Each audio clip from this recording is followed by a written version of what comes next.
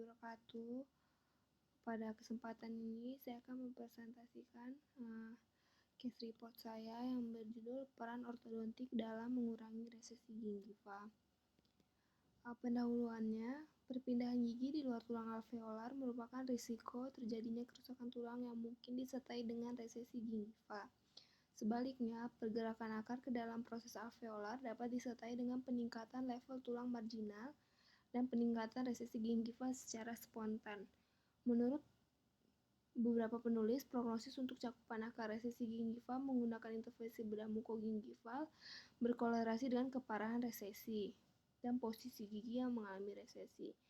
Namun, hubungan antara koreksi posisi gigi secara ortodontik dan perbaikan spontan dari resesi gingiva belum diteliti secara sistematis dalam studi klinis. Tujuan dari penelitian ini adalah untuk mengukur perubahan resesi gingiva setelah perawatan ortodontik dari akar yang terpapar ke pusat envelop tulang alveolar.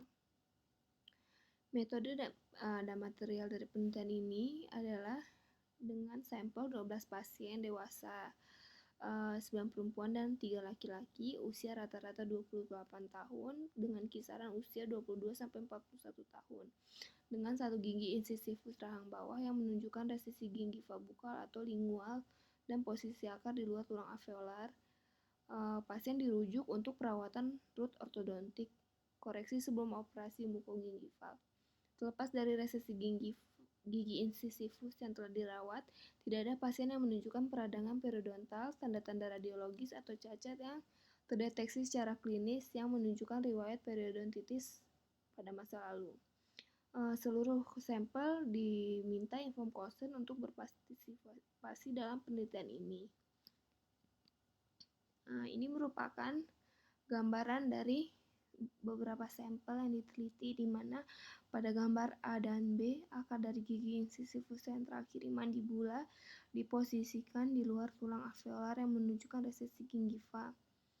C merupakan gambar pada awal pengobatan. Gaya pergerakan menghasilkan torsi akar lingual gigi insisifus tanpa efek samping pada gigi berdekatan dan pada gambar D, selama torsi akar lingual gigi 31, akar 31 bergerak ke tulang alveolar. Pada gambar E, itu merupakan 1 minggu setelah perawatan ortodontik. Posisi akar terkoreksi dan resesi berkurang pada kedalaman dan lebar. Gambar 2 ini merupakan alat dengan lengkung torsi dinonaktifkan. Ujung terminal lengkung torsi dihubungkan ke lengkung dasar torsi akar lingual gigi insisifus.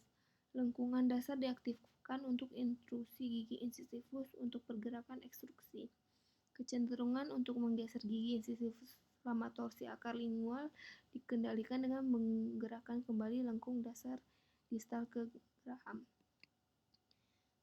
Pengukuran dirujuk ke spesialis periodontitis dan ortodonti yang merawat pasien.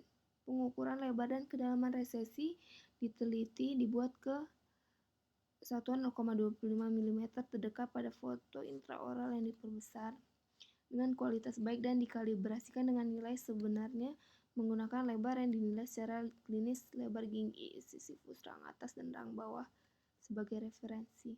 Area resesi dihitung pada foto-foto klinis dengan perangkat lunak pengolah gambar.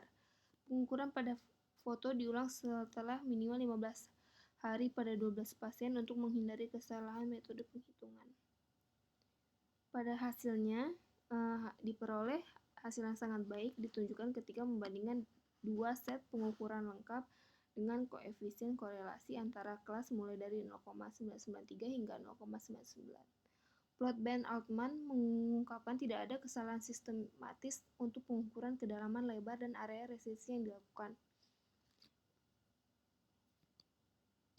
Pada gambar 3A, akar dari gigi insisifus sentralis kanan rahang bawah, gigi 41 diposisikan di luar ruang alveolar dan dengan resesi gingiva. Pada gambar B, alat ini memberikan torsi akar ke gigi 41 dengan lengkung torsi yang dimasukkan ke dalam bracket gigi yang dihubungkan ke lengkung dasar yang mengontrol posisi vertikal gigi insisifus dan panjang lengkung. Gambar C, setelah rujukan kembali ke periodontitis, periodontis setelah selesai perawatan ortodonti. Dan gambar D, 5 bulan setelah operasi mukogingival dengan flap stadium lanjut yang dikombinasikan dengan matrik enamal. Ini merupakan gambar tabel dari pengurangan kedalaman resesi pada 12 pasien. Poin di sebelah kiri menunjukkan nilai sebelum perawatan dan poin di sebelah kanan menunjukkan nilai setelah perawatan. Semua pasien mengalami penurunan kedalaman resesi. Pasien 2 dan 5 memiliki nilai yang sama dan diwakili oleh seri 5. Pada gambar B, pengurangan lebar resesi. Semua pasien mengalami pengurangan lebar resesi.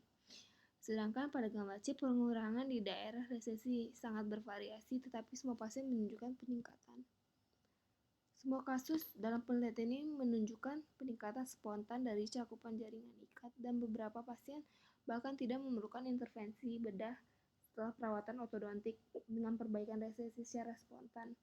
Namun, pengurangan kedalaman resesi tidak mengakibatkan peningkatan jaringan keratin pada mayoritas pasien, dapat dikaitkan dengan sedikit penurunan kedalaman resesi.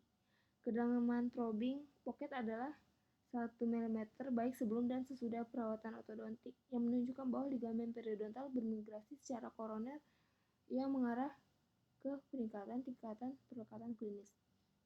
Hasil menunjukkan potensi dari perawatan ortodontik dan periodontal pasien dengan resesi gingiva yang terkait dengan akar yang berada di luar tulang alveolar. Pergerakan akar pertama kali ke posisi ideal dalam proses alveolar dapat mengurangi resesi dan meningkatkan prognosis untuk mengikuti intervensi bedah mukogingival.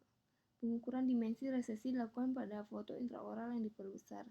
Batasan yang mungkin dari metode ini adalah orientasi foto. Kesimpulan dari penelitian ini adalah hasil penelitian menunjukkan bahwa koreksi ortodontik akar yang berada di posisi di luar prosesus alveolaris memiliki dampak klinis yang penting.